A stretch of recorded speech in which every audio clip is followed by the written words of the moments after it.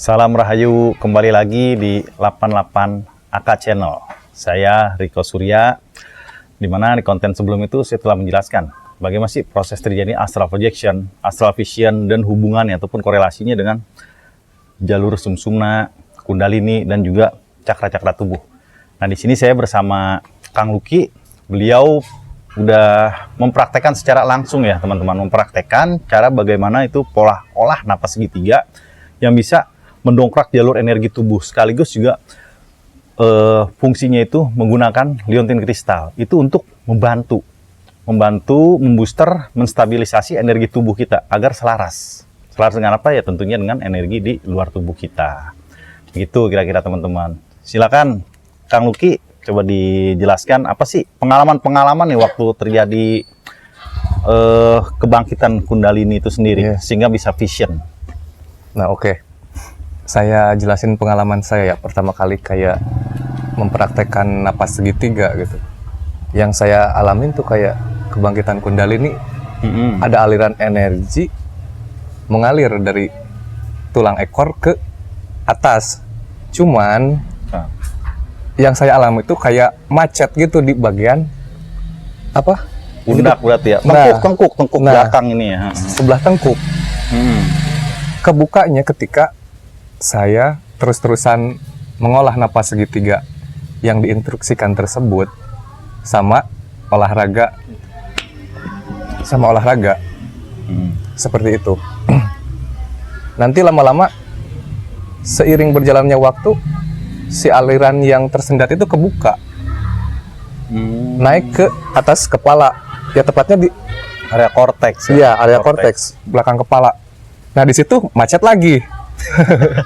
Seperti itu yang saya alami. Cuman ya saya praktekkan kan terus menerus ya, karena kan terasa gitu aliran energinya. Makanya ketika kita terasa aliran energi di tubuh, perhatikan di situ gitu, arahin jalurnya yang pada akhirnya tembus ke cakra mahkota yang aliran energi di belakang. Nah, ketika sudah tembus ke cakra mahkota, saya coba tuh cek jalur energi yang di depan. Nah, di depan pun sama, dia bergerak dari cakra perut ke ajna. Nah, di situ saya mentok lagi di area dada.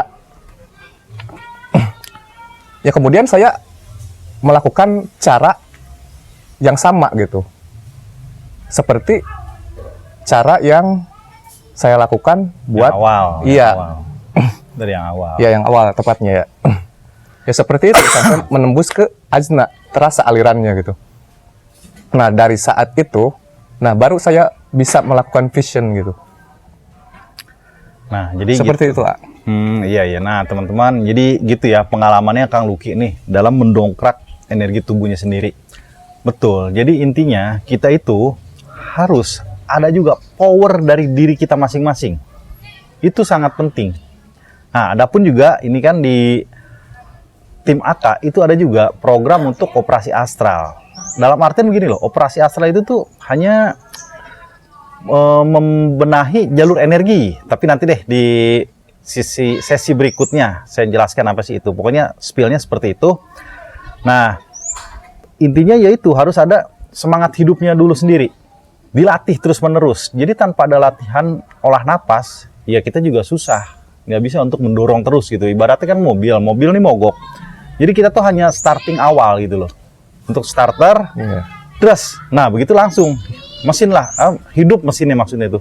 Di situ baru kendaraan itu bisa berjalan. Seperti itu, seperti konsepnya itu. Nah, jadi ini Kang Luki, setelah merasakan udah visionnya mulai terbuka tuh, apa sih awal-awal pengalaman-pengalaman yang sangat berharga gitu bagi kehidupan sehari-hari? Mungkin awalnya teman-teman ini dibilang itu halu karena nggak biasa.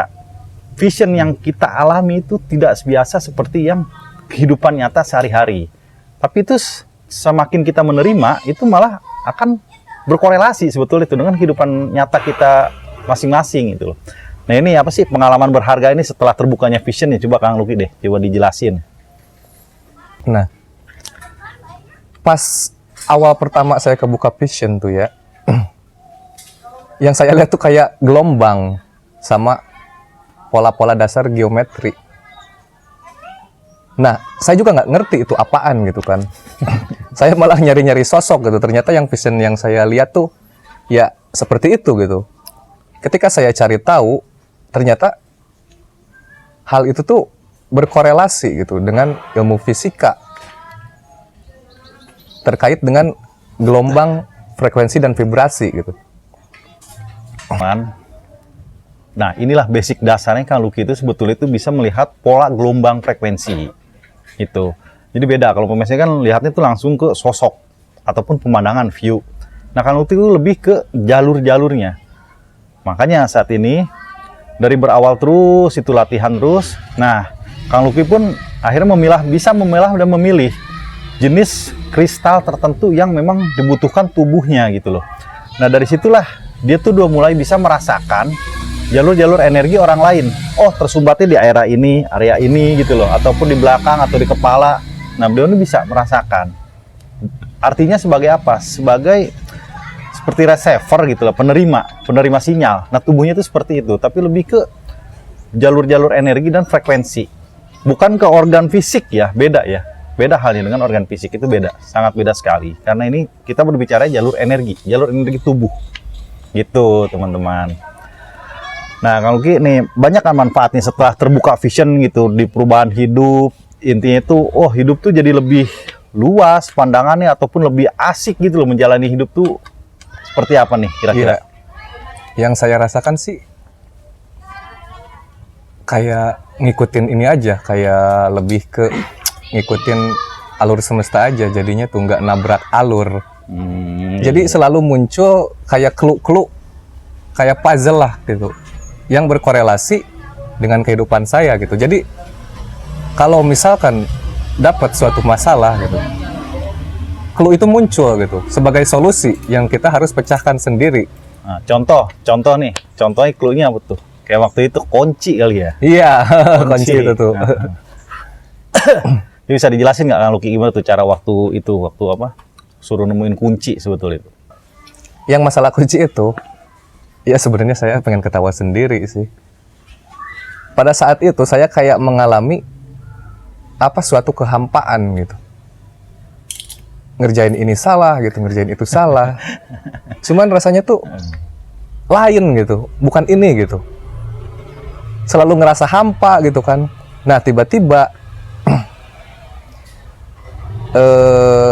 orang tuanya si Ariko ngontek saya nanyain kunci. Kok nanyain kunci ke saya gitu. Seperti itu. Nah, saya bilang nggak tahu kan. Nah, hal yang terjadi kedua di kunci itu, waktu saya sengaja gitu sendiri ke Gunung Padang, pengen nyari sesuatu hal yang baru lah, niatnya tuh pengen melerai kehampaan yang terjadi gitu. Nah, tiba-tiba clue kunci itu muncul lagi gitu. Ketika saya udah jalan pulang sih, sebenarnya tuh udah di bawah. Giliran pas saya nyari kunci nih mau pulang, ketinggalan kuncinya. Otomatis saya naik lagi dong ke atas gitu.